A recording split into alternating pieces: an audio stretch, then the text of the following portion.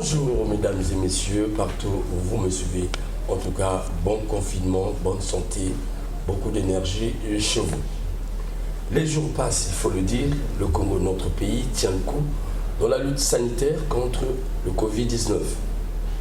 Grâce donc aux mesures barrières, au confinement et au couvre-feu, beaucoup de vies, comme nous le constatons, sont en train d'être sauvées. Jusqu'à ce jour, le tableau présente naturellement 186 cas de contamination, 16 cas guéris et 6 décès. Surtout, paix à ces âmes. Ce qui inquiète néanmoins, mesdames et messieurs, c'est lorsque nous constatons l'accroissement du taux de contamination. Cependant, l'idéal est de réduire ce taux de contamination à 0. On peut donc s'interroger, comment faire ou comment allons-nous faire pour y parvenir à réduire ce taux de contamination à 0? Est-ce que les mesures prises par le gouvernement de la République suffisent jusqu'à présent pour nous faire gagner cette bataille sanitaire contre le Covid-19? Que doit donc faire le gouvernement de la République pour accompagner socialement les populations? Enfin, au regard des indicateurs économiques et au regard de la réalité, est-ce qu'on peut se rassurer aujourd'hui sur l'avenir meilleur de notre pays, le Congo, qui, malgré qu'il soit fouetté par ce Covid-19, a le devoir d'exister et a le devoir de se prolonger dans l'avenir. Telle est donc, chers téléspectateurs, la charpente de notre réflexion de ce jour à travers votre émission, comme je viens de le dire, de prédilection, Mag le Bazar, une arme, en tout cas il faut le dire, que la direction générale de la DIRTV a mis à la disposition de l'État congolais pour mener ce combat contre le Covid-19. Nous ne combattons qu'à travers la caméra et le micro. Alors, pour mener cet examen, mener cette réflexion, j'ai reçu sur ce plateau Elad Djibril Bopaka, il est président de l'UNOC. Bonjour Président. Bonjour. Et à ma gauche, j'ai M. Hassen Bozir Clovin, il est économiste bien connu sur la place de Brazzaville et acteur donc de la société civile. Bonjour Bozir. Bonjour monsieur le journaliste. En tout cas, tout le plaisir est à moi, Président Bopaka, M. Clovin, de cette violence que vous êtes faite malgré que nous sommes confinés et de cet esprit patriotique que vous manifestez au quotidien pour donc édifier l'opinion congolaise et accompagner surtout la République dans cette lutte vis-à-vis de ce géant invisible. Une fois de plus, je vous remercie infiniment. Merci. Merci également à vous qui nous suivez parce que nous avons le devoir donc de vous dire ce qui se passe et nous tenons compte de vos doléances, nous accompagnons les politiques publiques, nous constatons sur le terrain et nous faisons ce qu'on appelle le rétroviseur pour voir, pour permettre, si possible, de corriger ce qu'il y a à corriger ou de confirmer ce qu'il y a à confirmer, comme j'aime le dire. Alors, nous allons commencer, chers invités, en rappelant que cette lutte est cadrée par des mesures prises par le gouvernement de la République et comme dans tous les États, on constate les tâtonnements, tout simplement parce que, comme on dit, la science évolue par erreur corrigée, notre adversaire change de forme chaque fois, il nous surprend dans tel camp, tel camp, dans tel secteur. Au départ, c'était le secteur de santé, spécifiquement dans le monde. On constate que le Covid, ce virus a un impact sur le social, sur l'économie, ainsi de suite. Alors, le premier constat depuis ce matin, c'est que, j'aimerais aborder avec vous, au départ, le président de la République avait tracé les lignes, il avait donné les grandes lignes pour lutter contre le Covid-19. Et le gouvernement était venu pour recadrer. Ce recadrage, en fait, les mesures de recadrage lancées sur le terrain, ça a créé quelques confusions. Au point où la population parfois avait du mal à se déplacer. On ne savait pas quand est-ce qu'il fallait faire le marché. On ne savait pas les boutiques devaient offrir quel jour, ainsi de suite. Et tout ça a poussé donc la direction générale du ministère du Commerce de recadrer à son tour et de promulguer des mesures qui qui nous présentait clairement les jours des marchés domaniaux et le jour de la vente des boutiques. Et je pourrais préciser pour dire, si la régie peut nous balancer le texte, que ces mesures, en fait, présentent clairement qu'il y a des jours choisis pour la vente des grands marchés. Et il y a des jours de non-vente, des jours qui seront consacrés à la désinfection de ces marchés. Mais cependant, les mêmes mesures font savoir que les magasins, c'est-à-dire les boutiques alimentaires, les magasins, les shops alimentaires, devaient vendre tous les jours jusqu'avant l'heure du couvre-feu. Alors, depuis ce matin, suite à la communication du porte-parole de la police, il y a comme une confusion, lorsque nous l'avons suivi, comme une confusion entre les mesures existantes et sa communication. Parce que dans sa communication, pour réitérer, on n'a pas encore eu une image au niveau de Télécomo, il a fait savoir que désormais, les boutiques devaient se conformer à la même règle que les marchés dominaux, je veux dire. Ça posait problème. Et que même les marcheurs devaient, n'est-ce pas, les piétons devaient, n'est-ce pas, graviter ou flâner juste autour de leur quartier. Donc les gens parfois ils vont à l'hôpital, ainsi de suite. Donc nous mettons cela à table au regard des sollicitations, des inquiétudes des populations que j'ai pu avoir depuis la nuit jusqu'à ce jour pour essayer de voir comment les pouvoirs publics peuvent recadrer la chose. Alors pour cela, je passe d'abord la parole au président Boupaka. Vous avez certainement, vous constatez certainement cette confusion. Qu'est-ce que vous en dites? Merci, mon frère. D'abord, je vous remercie de m'avoir invité dans cette période de blocus à votre émission.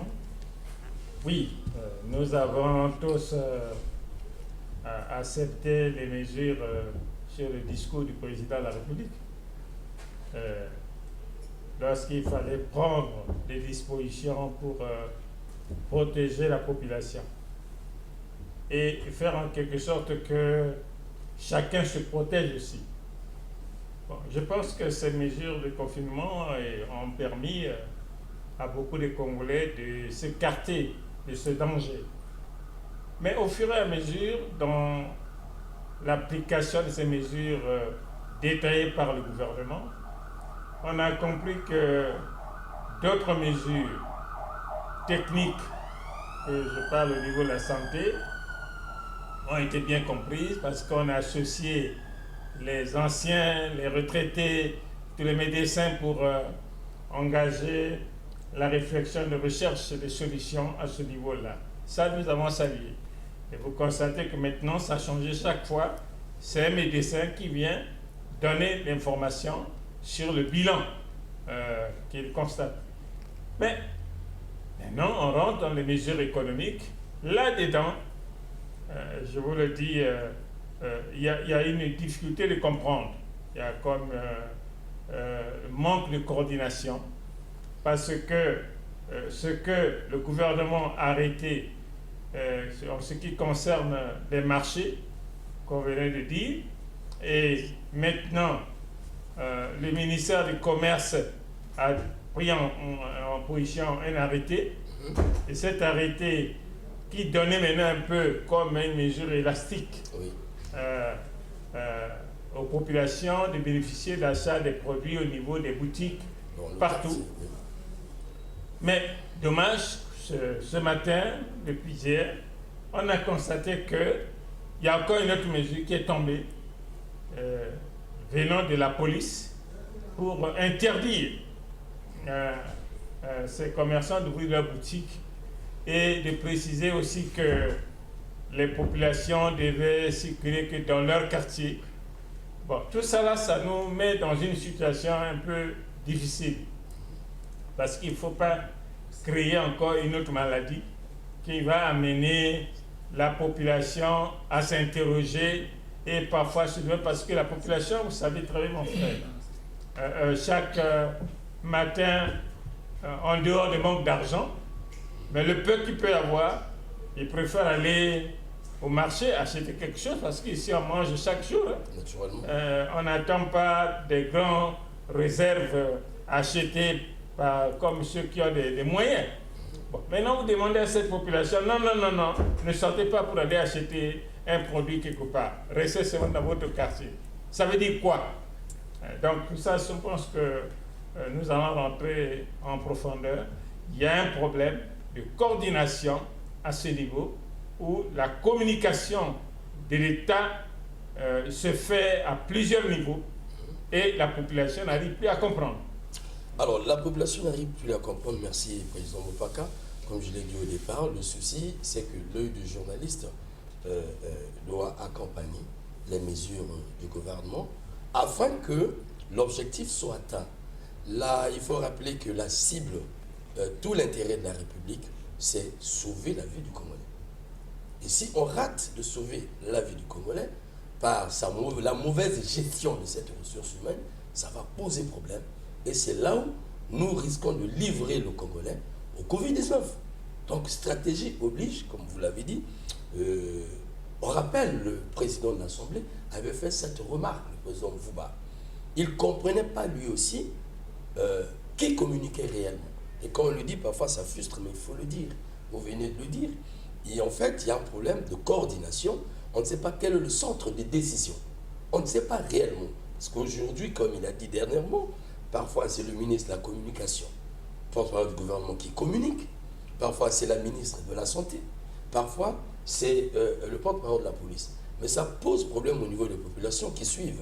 Or, tout ça, c'est l'État. Et si bien que lorsque ces communications passent d'une entité à une autre, elles perdent leur saveur, elles perdent leur authenticité, elles perdent leur valeur, souvent parce que la compréhension n'est pas la même. Lorsqu'un médecin communique, il a un vocabulaire médical.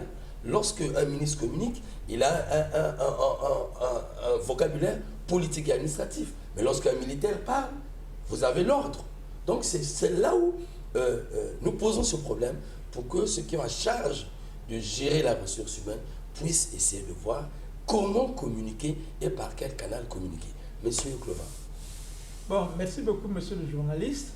Je tenais à dire que les mesures, d'une manière générale, sont bonnes. C'est des mesures qui sont prises pour parer à la propagation du Covid-19. Mais toute la question est de savoir est-ce que ces mesures sont applicables dans la réalité de notre pays. Et là, il y aura deux hypothèses, ou bien deux mots à expliquer.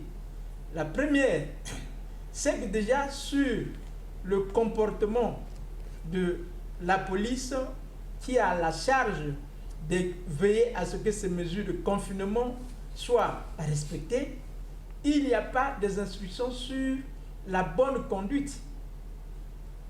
Du fait que vous voyez déjà la police, même pour faire respecter le confinement, qui maltraite les populations. Quand vous voyez déjà des citoyens... Vous voulez parler des bavures? J'arrive, oui. C'est ça les bavures. C'est ça la mauvaise application des instructions qu'ils reçoivent de leur hiérarchie.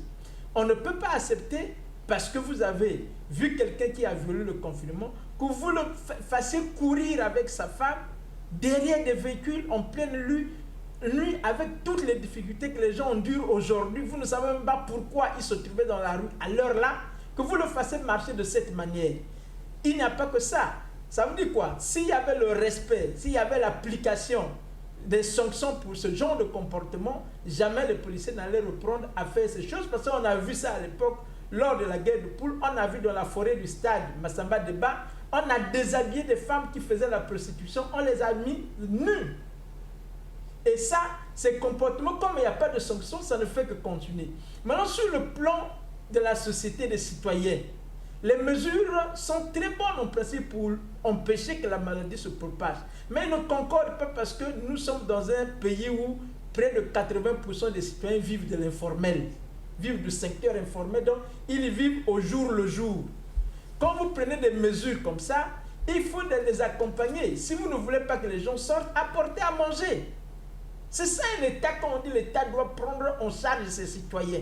Ok, moi je vous bloque à la maison parce qu'il faut qu'on vous protège contre la maladie. Mais la maladie, ce n'est pas seulement le Covid. Rester sans manger crée des maladies plus graves que le Covid. Comment je vous en prie, avant oui. qu'on aborde cette question, oui. j'aimerais vous poser une autre, dans le sens où vous abordez. Oui. Oui, accompagner les populations par rapport aux mesures prises. Mais les populations ici ont besoin de savoir à quelles mesures se conformer. Là, il est clair qu'il y a des mesures mises en place par qui le ministère du Commerce, par le truchement de son ministre, avait réglementé la chose. Oui, c'est ce que je voulais aborder. Ça veut dire qu'il faut que les gens mangent. Et donc, le ministère du Commerce a constaté que les mesures telles qu'elles sont en train d'être prises vont de plus en plus asphyxier les populations. Voilà pourquoi ils ont dit, écoutez, certes, on va faire le marché pendant 3 jours, mais les boutiques restaient ouvertes. Mais malheureusement, on se réveille, on voit la police qui vient pour dire, écoutez, désormais même les boutiques fermées. Ça dépend. Est-ce que la police prend cette mesure parce qu'ils ont constaté qu'à travers les boutiques, le risque de contamination s'avère désormais élevé, ou bien c'est seulement on se lève, on dit, comme ils vendent aussi comme la marchandise, qui ne vendent pas à l'instar des marchés. Non, même quand on a pris la mesure de 3 jours de marché, le reste, on ne vend pas. Qu'est-ce qui prouve que c'est une mesure efficace? Pour moi, je trouve que ces 3 jours font que la maladie, s'il devrait se propager, va se propager plus. Pourquoi? Le fait que les gens qui vivent au jour le jour ne peuvent pas aller vendre, ils laissent des jours, ça veut dire que quand on ouvre le marché, c'est tout le monde qui accourt. Et vous voyez que la distanciation n'est pas respectée parce que tout le monde veut avoir le bout de pain. Dès qu'on ouvre, tout le monde veut s'octroyer la tomate. Ça, c'est un premier élément. Deuxième élément, on a pris ces mesures qui sont bonnes. Mais est-ce qu'on a tenu compte de la réalité du fonctionnement de nos marchés?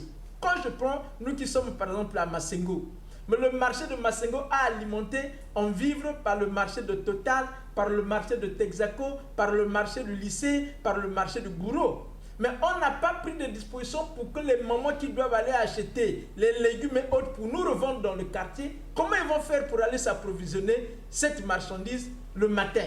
Il n'y a aucun véhicule d'approvisionnement. Vous voyez les mamans traverser toute la ville pour aller au marché Total à pied, rien que pour acheter la ciboule et revendre dans le quartier. C'est ahurissant et ça va créer encore d'autres maladies à ces moments qui n'étaient pas habitués à faire de si longues distances. Donc déjà, dans la prise de mesures, elles sont bonnes, mais la mise en œuvre pose un véritable problème, si bien que vous voyez qu'il y a plusieurs acteurs qui interviennent sans qu'on se rende compte qui devrait faire quoi. En fait, pour moi, c'est un désordre au niveau de la hiérarchisation des pouvoirs. C'est comme ça que j'interprète. Alors, Président Bopaka, vous qui êtes du patronat, il faut le dire, vous êtes vraiment intéressé même à cette question. Alors, boucler les marchés et les boutiques pour sauver les vies humaines face au Covid-19, est-ce que cela a une incidence économique? Bon, je voudrais d'abord noter que dans la démarche normale attendue par les citoyens, pour cette question spéciale, le gouvernement ne devait pas s'enfermer seul. Le gouvernement devait associer les acteurs de la société civile, du patronat, tout le reste, pour regarder quelle est la mesure qu'on peut prendre sans blesser l'autre côté. L'autre côté, absolument. Mais le gouvernement décide d'autorité.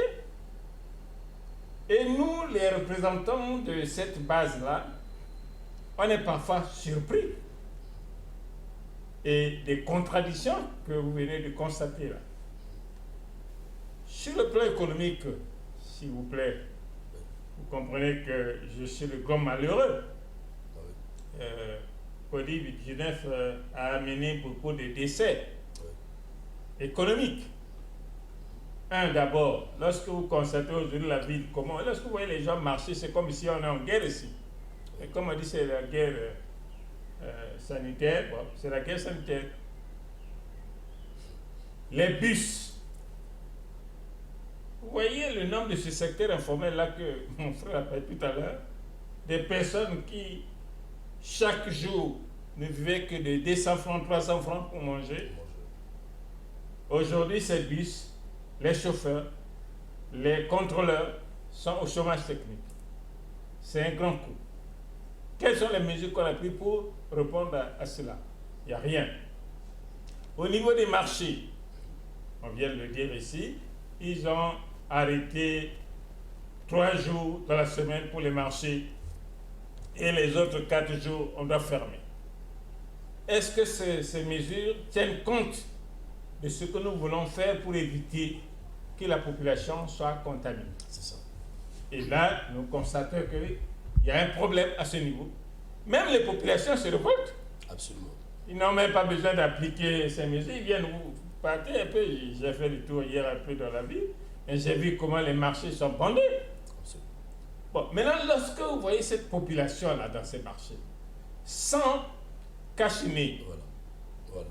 sans mesure de garder la distance entre le vendeur ou bien les acheteurs. Mais ils sont pressés juste d'acheter. Mais après, cette population revient dans vos maisons. Mais dans vos maisons, vous êtes confinés là.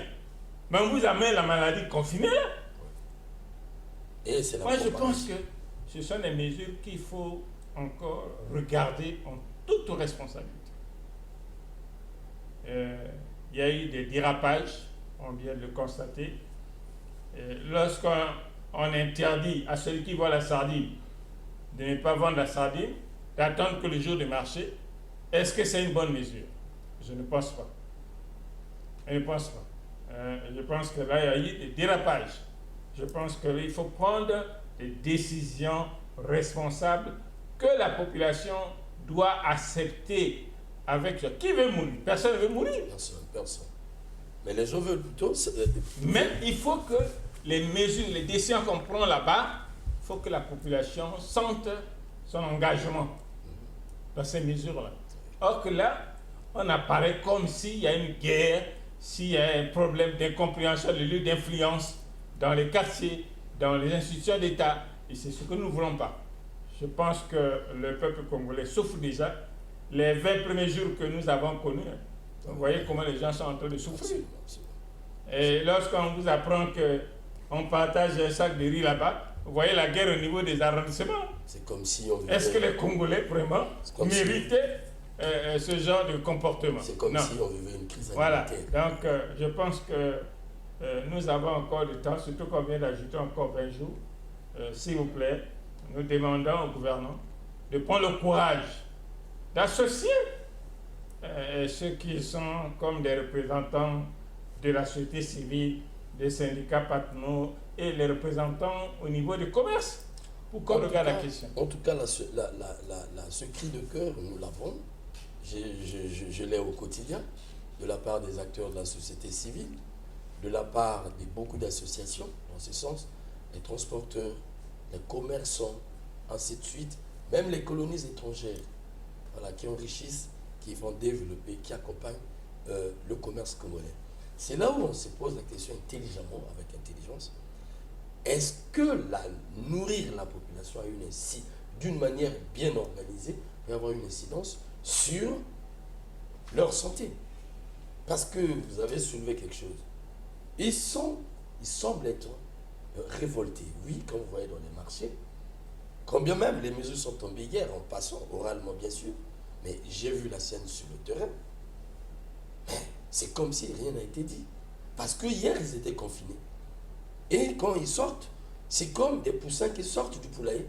Chacun va dans son sens sans tenir compte du risque de la mort.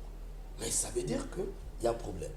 Effectivement, je réitère ici que la société civile n'arrête pas, je dirais même de nous harceler, permettez-moi le terme, parce que quand vous avez par exemple 8 coups de fil par jour de la société civile, proposez ça, je leur pose la question à mon tour, mais vous qui êtes là-bas, ils disent, nous ne sommes pas là-bas. Et donc, ces mesures, comme vous l'avez dit, le souhait de la société civile, messieurs les gouverneurs, messieurs les responsables, messieurs les gestionnaires, la société civile voudrait bien prendre part parce qu'ils sont au parfum de ces secteurs. Sinon, on risque de vivre, c'est quoi? Encore les populations, monsieur Bozir, ils ont du mal, comme Bozir a dit. Permettez-moi, j'éclaire. Une population qui vit à Mikalou n'a qu'un seul marché, le marché Mikalou. Et quand vous fermez et les boutiques et les marchés, alors que c'est des personnes non subventionnées, ils n'ont rien dans leur poche. Comment pourront-ils résister pendant tout un jour? Et donc, c'est pourquoi j'ai toujours voulu inviter sur ce plateau, mais ils ne viennent pas, des sociologues, j'insiste, c'est des sociologues avec lesquels on peut examiner tous les risques possibles de nos propres initiatives. Parce que c'est comme ça que nous allons évoluer chaque fois On émet une loi, on corrige lorsque ça ne va pas. Et c'est le rôle que nous sommes en train de jouer. Alors, Monsieur Bozir, je pense que vous avez suivi le président de Bopaka. Nous allons boucler ce chapitre, à moins que vous avez quelque chose à dire. Non, en ce qui concerne les mesures économiques, je ne sais pas si c'est de ça que vous parlez. Oui. Bon, on n'a pas abordé les mesures économiques telles qu'on a parlé. Il a juste dit les conséquences sur le plan économique, effectivement, de mesures que le gouvernement a en train de prendre. Effectivement. Donc, effectivement, je veux juste dire que les conséquences sont très drastiques et ça sera difficile de rattraper les choses telles que les choses sont en train d'être mises en œuvre. Pourquoi? Quand vous prenez rien que la ville de Brazzaville avec environ 1,2 million et quelques habitants, vous enlevez peut-être les 36 000 fonctionnaires qui existent dans la ville, si vous prenez dans le total des fonctionnaires, le reste avec le secteur privé qui n'existe presque plus depuis les difficultés qu'elle vit. Donc c'est le secteur informel, les gens vivent au jour le jour. Et quel est le système économique mis en place plutôt pour que les citoyens s'en sortent? Mais le système économique qui permet aux gens de mobiliser de l'argent, ce sont les tontines, ce sont les ristournes. Or, quand vous allez dans tous les marchés, dans tous les quartiers, tous les acteurs économiques s'organisent à travers les tontines, que ce soit les chauffeurs de bus, que ce soit les propriétaires de ces véhicules, que ce soit les taximans, tout le monde fonctionne de cette manière. Alors, brusquement, le gouvernement dit, ok, confinement, plus rien ne fonctionne en dehors de ceux qui vendent à manger. Quelle est la conséquence drastique aujourd'hui? Tous ces petits économistes, ceux qui avaient pris leur ristourne, qui allaient rembourser, ils sont en train de bouffer ce qu'ils ont pris, tout le capital de leurs petites activités. Ils sont en train de le consommer pendant le confinement. À la reprise, presque 40%, j'imagine comme ça, de ces acteurs ne seront plus en mesure de revenir vendre. Et comment ceux qui avaient déjà cotisé pour que les autres puissent obtenir, lieu qui attendaient l'argent, comment ils vont faire pour continuer?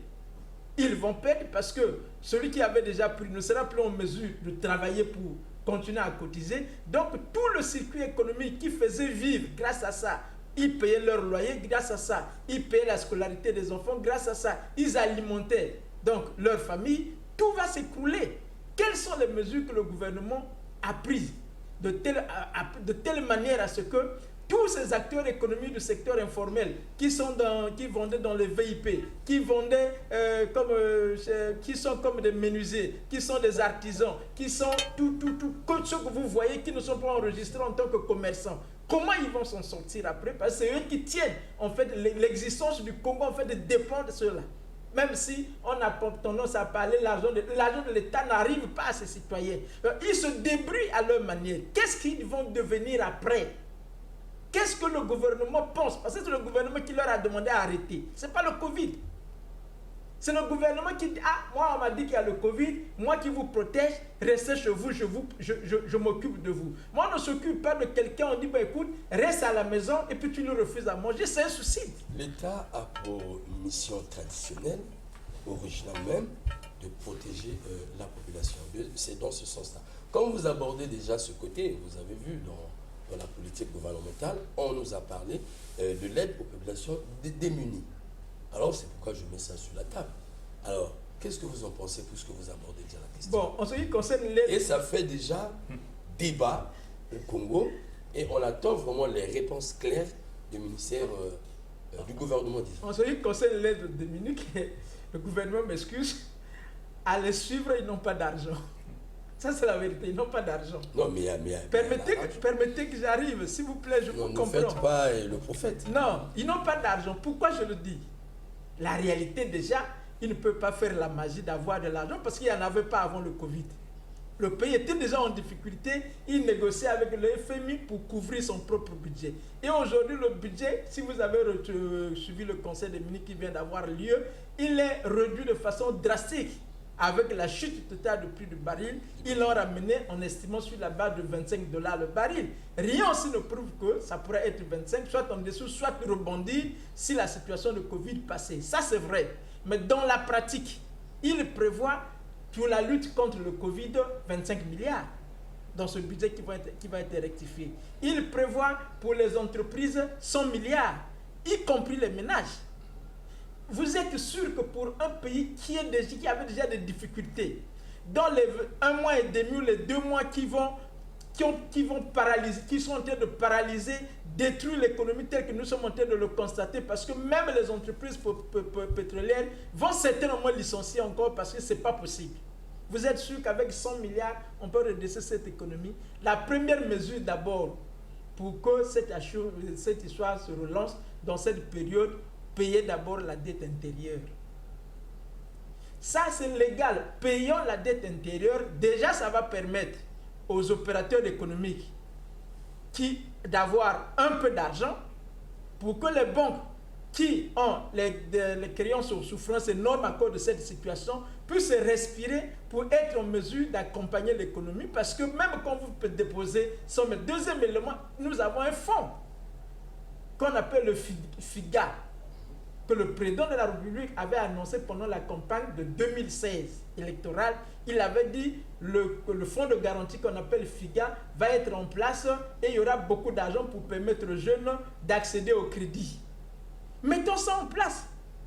Ça ne sert pas de compter sur quelque chose pour dire on va rectifier, on fait. Nous sommes devant une réalité qui est claire qu'il faut des mesures drastiques. Pour moi, si nous voulons réellement avancer, si nous voulons sortir de cette situation, on a dit que le Covid, c'est un ennemi invisible. Nous sommes dans une guerre. Associons l'armée dans cette guerre. Associons l'armée, merci, ça c'est déjà une proposition. Au regard des limites, certainement, au regard du manque de discipline. Parce que je sais que lorsque vous parlez de l'armée... J'aborderai d'autres aspects avec l'armée. Oui. Alors, qu'en est-il des démunis? Parce que ça fait débat aujourd'hui. On pense qu'il y a une couche des démunis au Congo que l'État doit pouvoir aider, je crois, à hauteur de 5 milliards comme ça. Et ça fait problème aujourd'hui. Et on s'interroge qui est démuni, qui ne l'est pas. Oui, sur cette question, il faut aborder les problèmes en toute responsabilité. Le gouvernement, avant le Covid-19, avait engagé l'action avec la Banque mondiale concernant les démunis, qu'on parle les personnes vulnérables. Vulnérables, oui. Et on avait donné le nom Lisungi. Projet Lisungi. Mais Lisungi est né avant le Covid-19. Maintenant, le Covid-19 arrive, on apprend que non, les amis Lisungi doivent manger. Et aucun plan, aucun programme pour ceux qu'on a demandé de rester à la maison. À ce niveau, ça pose problème. C'est pour cela que la concertation, mon frère, avec le gouvernement. Nous venons d'avoir une concertation avec le cabinet du ministre d'État, Ondong, en tant que patronat. On a fait des propositions pendant le Covid-19, après le Covid aussi. Parce qu'il faut penser, après le Covid-19, absolument, qu'est-ce que nous devons faire pour sauver le pays. Là, mon frère a abordé une question qui me touche toujours, le règlement de la dette intérieure. Bon, nous n'avons pas voulu aborder ça directement comme ça parce que nous savons que l'État n'a rien. Et ce qu'ils sont en train de faire là, il faut faire des propositions de faire en quelque sorte qu'après cette crise, nous puissions avoir les moyens et les mesures pour la relance économique.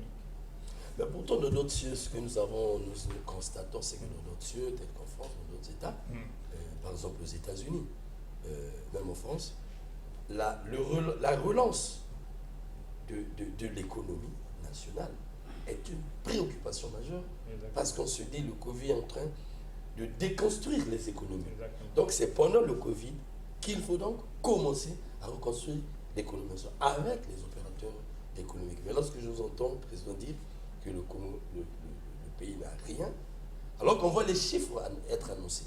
Voilà, on voit les chiffres être annoncés. Non, je pense que il faut être responsable.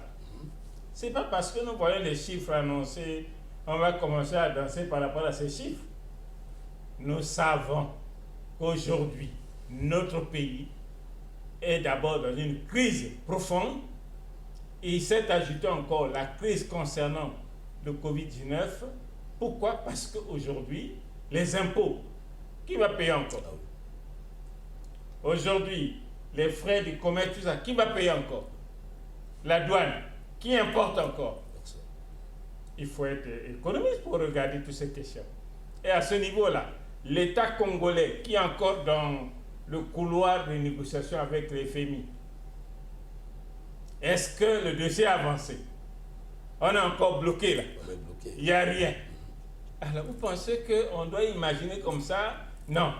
Je pense qu'il faut être responsable. Je sais que la question économique, c'est la question de survie du peuple congolais.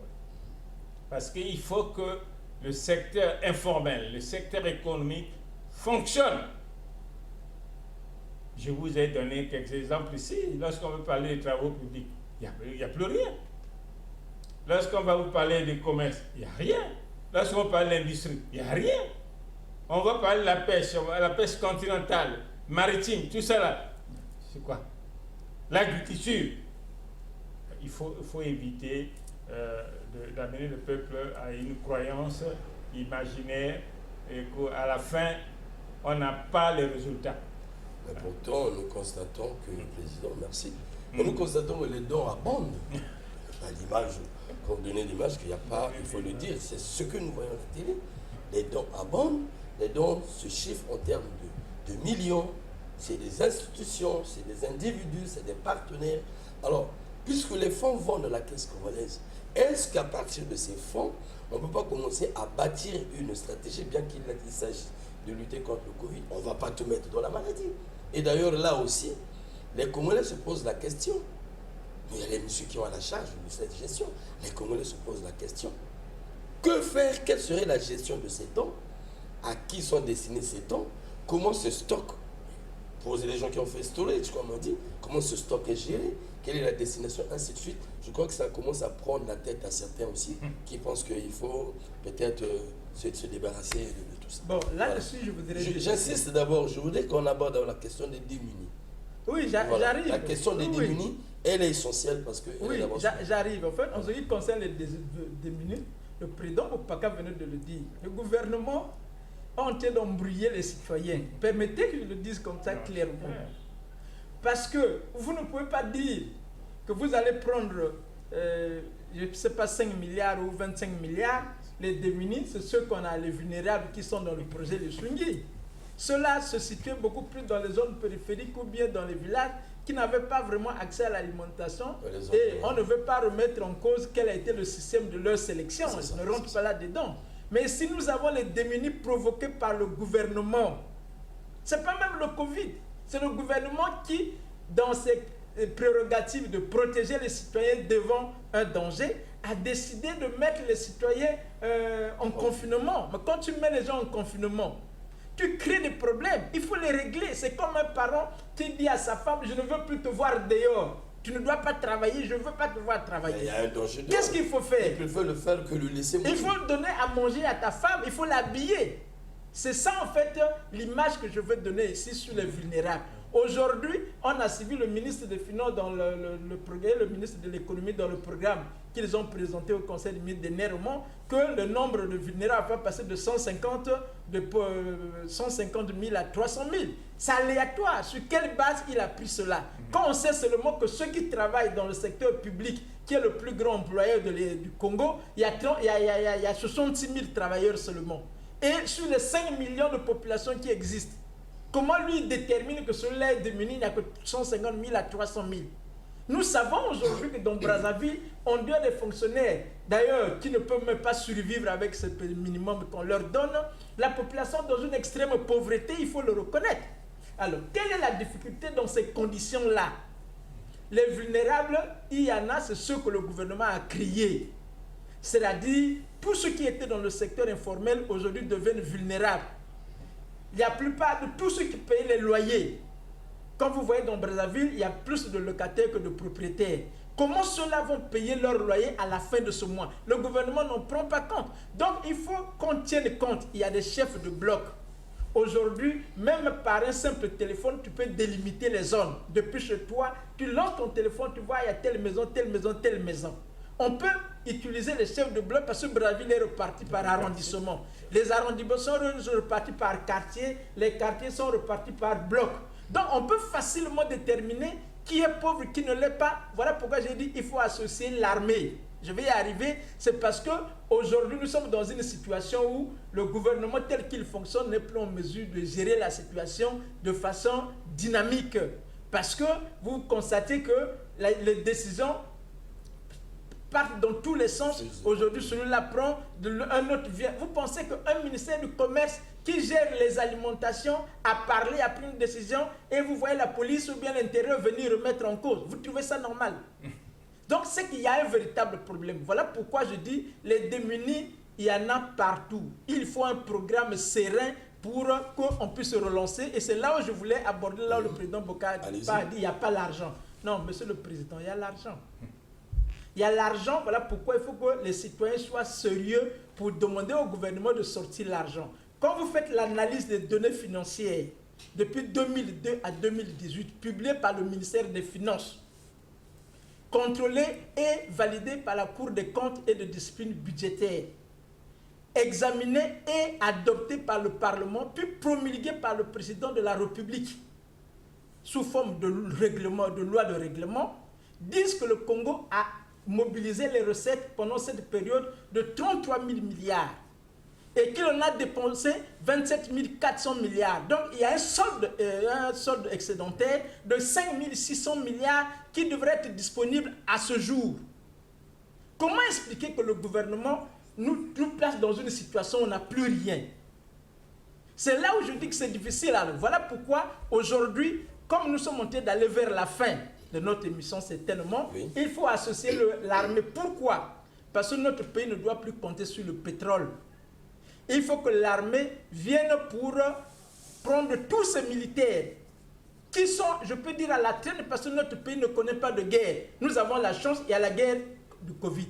Qu'on les mette sur le terrain pour produire au moins à manger. Qu'on mette un programme avec 100 000, parce que ce que le gouvernement est en train de faire, il tâtonne. Ils ne vont pas s'en sortir. Vous nous présentez là le schéma qui n'est pas mal. Hein. C'est le schéma chinois même, c'est le schéma des grandes démocraties. Lorsque le chef des armées ou bien un chef d'État annonce la guerre, on l'apporte, la stratégie militaire, mais sauf que l'ennemi est sanitaire. L'ennemi est un microbe, mais en tout cas, la stratégie, c'est souvent pour gérer la société. Et c'est la question que nous nous posons même. Quelle est la place de notre armée? C'est l'armée du peuple. Et quand le peuple souffre, c'est l'armée qui est prête. Nous avons l'armée qui est dans le corps médical. Nous avons l'armée qui est dans le corps agricole. Nous avons l'armée qui est... L'armée, c'est tout un tout. C'est un tout dans un tout. Et constatons que notre armée, on se pose la question, ne joue pas sa partition. Il faut les associer. Voilà. Et la discipline, nous le disons, discipline, c'est l'apanage de l'armée. Et on constate tout ce qu'on constate, on se dit, bon, en tout cas, c'est ce que je dis, c'est ce que j'arrive à recueillir auprès des populations.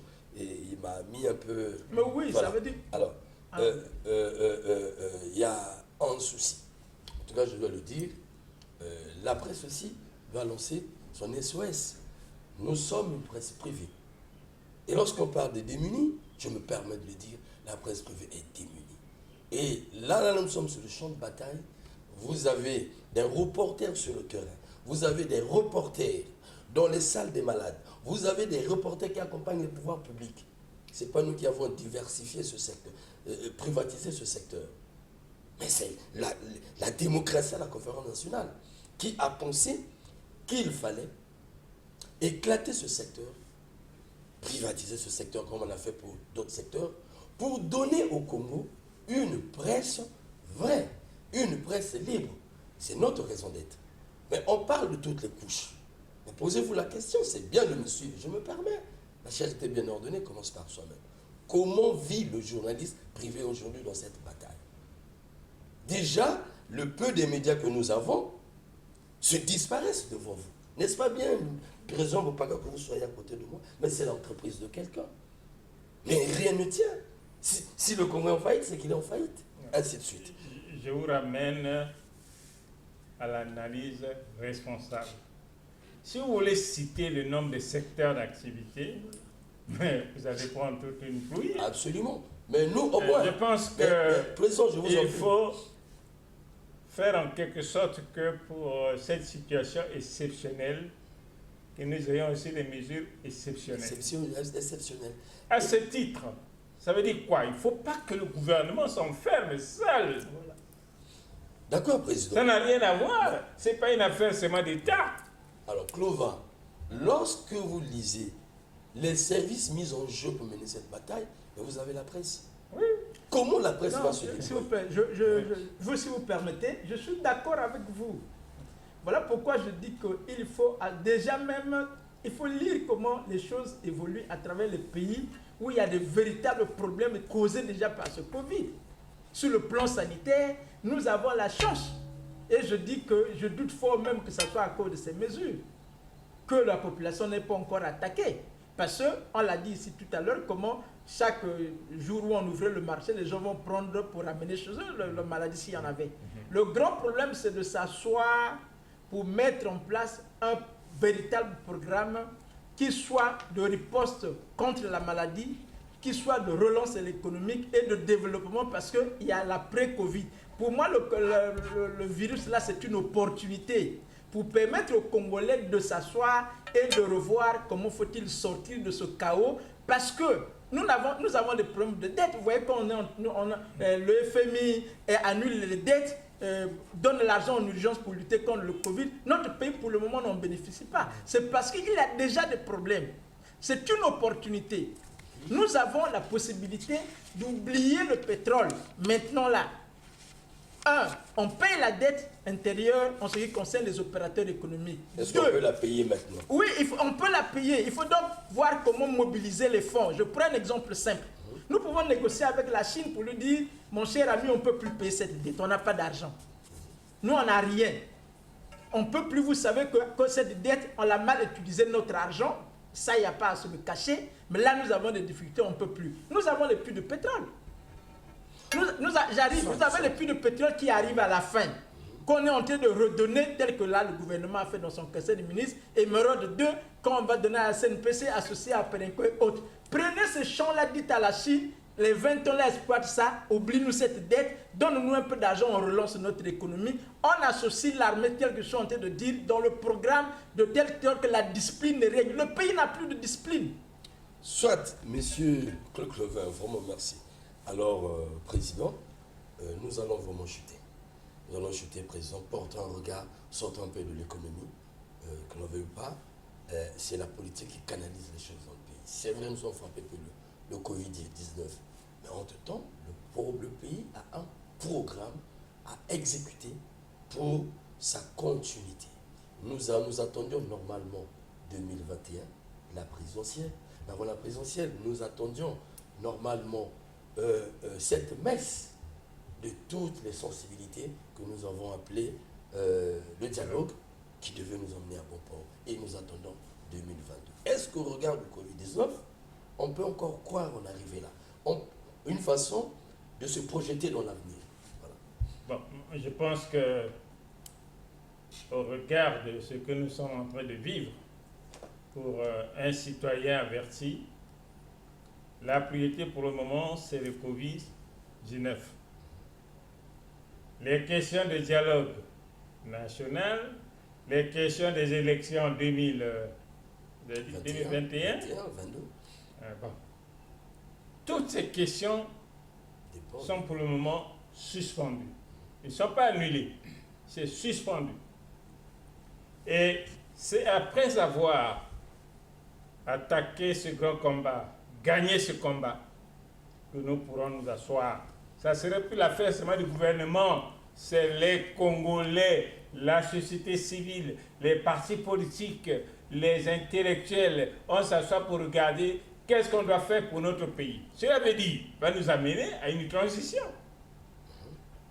Les conclusions vont nous amener là. Et comment on va faire le calendrier? Ça va sortir des débats que nous pourrons avoir consensuellement avec l'ensemble des compétences congolaises.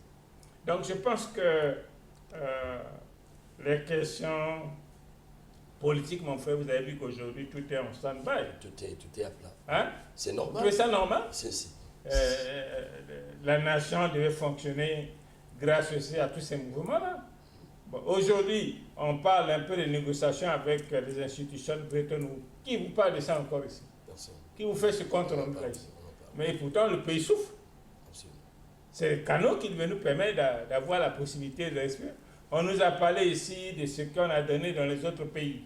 Quelques efforts pour appuyer ce combat de Covid-19. Mais le Congo n'a pas été retenu. Qui s'interroge? C'est les personnes averties qui s'interrogent. Pourquoi le Congo n'a pas été retenu? Et les décideurs savent pourquoi le Congo n'a pas été retenu. Mais qui vous rencontre? Personne. Je pense que regardons d'abord ce qui nous préoccupe ici. Le reste là viendra. Hein? Aujourd'hui, personne ne peut parler d'un calendrier. Tout à l'heure, vous avez, par votre introduction, vous avez cité le nom du président de l'Assemblée. Hein? Naturellement. Hein? Vous avez parlé de sa réaction Oui, sa sur réaction. comment le pays est dirigé. Oui, il a posé la question en fait, il s'interrogeait sur les centres de communication. C'est qui communique réellement. Ah, d'accord. Voilà. D'accord. Parce que moi, je pense que l'Assemblée, c'est l'organe de la chicotte. Hein. Mais c'est la chicotte. Hein, lorsque j'ai les commandes de mon peuple, je sais qu'il y a quelque chose qui ne marche pas là, mais je ne passe que par la sanction. Je ne peux pas m'interroger, je ne peux pas poser 1000 questions. Vous ne fonctionnez pas, on vous frappe. Point barre. Le ciel ne va pas tomber. La République continue. Et la République, on marche. On ne peut pas rester là assis pour s'interroger. Il a raison de s'interroger. Mais il faut agir. Alors, M. Clovin, il faut m'en soigner un peu court. Oh oui, en fait, j'allais dire qu'au président Bokapa, malheureusement, vous n'êtes pas dans l'agenda du gouvernement. La preuve en est qu'ils sont en train de lancer le recensement. Donc c'est pour dire que leur agenda pour les élections, ils la maintiennent. En réalité, il faut qu'ils arrêtent. La question que vous soulevez, si c'était moi qui suis à la place des autres, il y a des amis qui sont les leaders d'opinion quand même qu'on écoute, qui se trouvent en prison. Il faut les sortir, il faut profiter de cette situation pour sortir ceux-là de la prison parce qu'ils sont avant tout citoyens qui ont servi le pays malgré les erreurs qu'on leur reproche aujourd'hui. Le linge sale se lave en famille. Il faut qu'on s'asseye parce que depuis 2016 que le gouvernement avance, on se rend compte que rien ne marche. Il faut s'asseoir avec les autres, laver le linge sale en famille, regarder les problèmes qui ne marchent pas pour qu'on puisse se relancer. Parce que le jour que nous serons unis entre nous, on va dire ceux qui étaient en prison étaient libérés, même l'image au niveau international va changer. Les négociations en matière d'argent aussi vont changer. Tant que nous allons yeux fermés malgré toutes les observations qu'on fait chaque jour, nous ne ferons que nous enfoncer jusqu'au point où il y aura hécatombe un jour, et ça, ce n'est pas souhaitable pour une nation qui se veut une nation souveraine. Je suis d'accord. Peut-être le langage que j'emploie, c'est un langage où j'englobe. Lorsque vous parlez des rencontres des citoyens de notre pays, d'une manière globale, je tiens compte de tous ces aspects. Vous ne pouvez pas faire une retrouvaille avec, pour les problèmes du pays en laissant les autres à l'écart. Il n'y a pas que ceux-là qui sont en prison. En fait, vous appelez à la nation sacrée. C'est la nation d'une manière globale. Et cette nation est composée de tous ces citoyens qui seront à cette rencontre de demain. Ok, président. Alors, une façon de dire que, quand je vous ai suivi pour jeter, une façon de dire que l'appel est lancé donc, à la nation sacrée, à toutes les fils et filles de ce pays qui doivent composer, surtout en cette période de difficulté, à cette période où l'incertitude plane, on ne sait pas quelle est la voie de sortie. En tout cas, l'appel est lancé dans ce sens. Et nous, du côté de la presse, nous, journalistes, nous revenons, réitérons simplement qu'il a été question ici d'accompagner les mesures gouvernementales, d'essayer de voir sur le terrain comment cela se passe, pour renvoyer donc à l'ayant droit afin de rectifier le tir. Donc il est question ici que ceux qui ont en charge de piloter cette question puisse faire un peu de la pédagogie rapide auprès de la population pour recadrer cette question entre les mesures prises par le ministère du Commerce et ce qui a été dit hier, afin d'éviter l'embrouille pendant toute cette semaine, au risque d'exposer le Congolais dans la rue si on sait bien réfléchir sur cette question. Et on souhaite avoir un centre de décision unique et un centre de communication, une communication qui fonctionne bien jusqu'au plus bas congolais. Donc ceci demande des recadrages. Quant à nous, la presse en tout cas, ce que nous voulons dire, c'est que la presse privée est un démuni. La presse n'a pas les moyens jusqu'à aujourd'hui pour mener son combat. Cependant, nous sommes appelés sur le champ de bataille. Nous sommes sur le champ de bataille. Présentement, je suis sur le champ de bataille. Mes collègues sont sur le terrain. Ils vont même au chevet des malades. La presse privée n'est pas subventionnée, n'est pas soutenue. Nous avons besoin des moyens. Tant qu'il est là dans la République, la presse privée a besoin d'argent pour mener le travail. Et celui qui gagne, c'est la République. Était sur ce plateau El Djibril Boubacar, président de l'UNOC, merci en tout cas président d'avoir pris part, et Hassen Bouzir Clovin, acteur de la société civile. Au revoir chez vous, faites-moi des propositions. À la prochaine fois. En tout cas, bonne santé, restez confinés, portez surtout des bavettes avant que ça soit une loi, portez au moins des bavettes pour avoir l'amour de vous-même et de vos familles. Au revoir à la prochaine fois.